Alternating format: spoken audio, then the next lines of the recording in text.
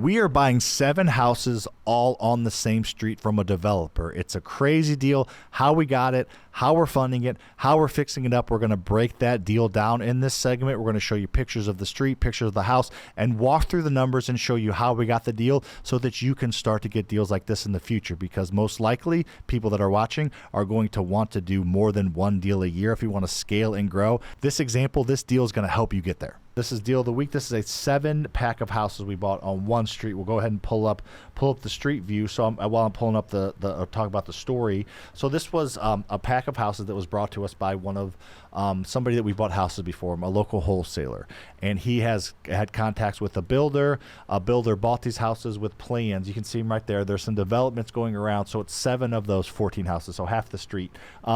They were doing some developments around here, and a builder, like a commercial development builder, bought these houses with plans to tear them down and I think put in like some type of building. Like I think Costco and a few different like big companies like that were going to put in, you know, some buildings out there, and they backed out. So then this builder's like, I'm backing out then. I'm not going to build whatever they were going to build, maybe like a shopping center or like a commercial little development if they're Costco and those people are leaving. So you can see as he's scrolling around, just keep doing that. It's good. You can go up and down the street. So as you can see, these are just normal, you know, nice 3-1, 3-2s brick houses, outdated. They've been vacant for a while because the builder bought them all and is exiting.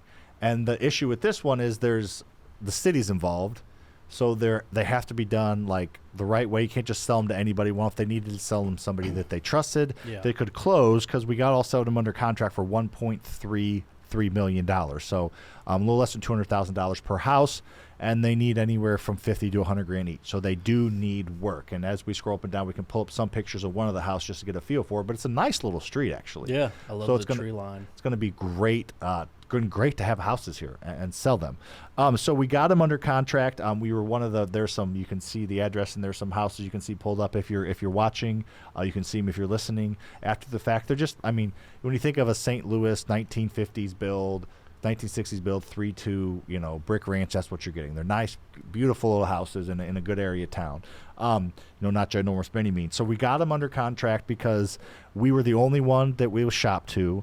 The builder was okay with, he had to come to the office. He was okay with selling to us, or the developer, I guess is the better word for it probably. And he came to the office, and you know, the person who's wholesaling us the deal is making a little bit of money. But as you can see, this one doesn't need a ton of work. But you know, we bought it for, you know, 200 grand. So we paid a good price for them, but they do need work. Look at that TV. Go back. Look at that TV inside that wall. That is like something from The Office or something. That's fancy. Dwight Schrute, or the one with Michael Scott when he has his TV, his flat screen TV, then he like turns it on. That's so funny when he has Jim and Pam over. That's funny. So anyways, it's not a flat screen, but they put it in the wall so it looked like a flat screen. That is hilarious. So in general, the great houses, maybe the inside of them looks like more like 60s or 70s build, but regardless, they're, you know, 40, 50 years old, and we bought them for $1.33 million, and the plan is we're going to put about 600 grand into them. Yeah. So you have an ARV number. So is there a comp on the street? There is a comp on the street, I believe, and then there's some comps around it, but we'll set the comp. So it's a little bit, that's a little bit of risk. A part of this deal is because the risky part of this deal is because it's you know, something that like there's not like a ton of hard comps, but it's a great area of town. We, you know, they're nice, clean, solid houses. The bones are good. We just need to kind of button them up and make them look nice and sell them. So a couple of things I want to talk about this deal. Let's go over the numbers. Then I want to break down a few things. So bought for 1.33, putting about 600 grand into it. So let's say holding costs, to say we go over, we're all in them for about $2 million. We thinking they're worth 2.5. So that's, you know, we got realtor fees, and each time we sell them. So it's going to be a good deal. It has potential, if we go over a little bit, to be a great deal. Either way, it should be a solid, you know, 50, 60 grand per house.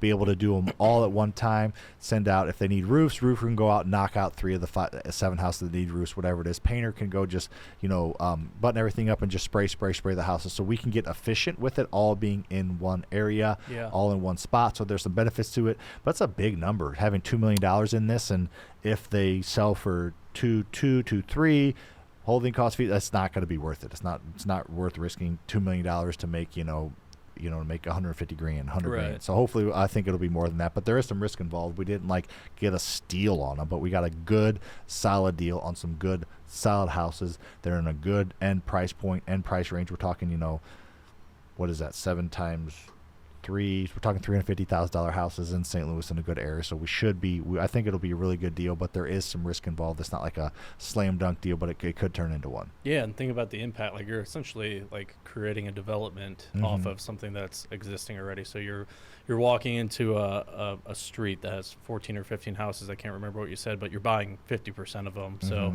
you're going to reset kind of the market. You're gonna probably inspire some people in that street to be like, holy cow, my house could look like that. Not that those look terrible, but like there's improvements that can be made. But like if you guys come in, do it the right way, you might buy one of those houses. We might. You might have someone be like, hey, like I'm ready to get out of here for X reason. Like, are you guys interested? Like it could be the avenue to another house. And yeah, you guys are going to set the market, which is super cool. I like this. Reminds me of the 42 pack of houses that we bought. We bought half of a neighborhood. Not as nice of an area. Wentzville's great, but the area of Wentzville we bought these in weren't as good, and we screwed that one up really bad. We bought them for $42,000. We bought 42 houses, and we thought that they were going to need $500,000 in work, and they need $1.5 million in work, so we had to raise another $1 million. So we learned our lesson on this one. We're raising all the money the right way. Not as big of numbers, not as big of big of rehab, but we're not going to have to go back and screw up. So we did learn our lesson.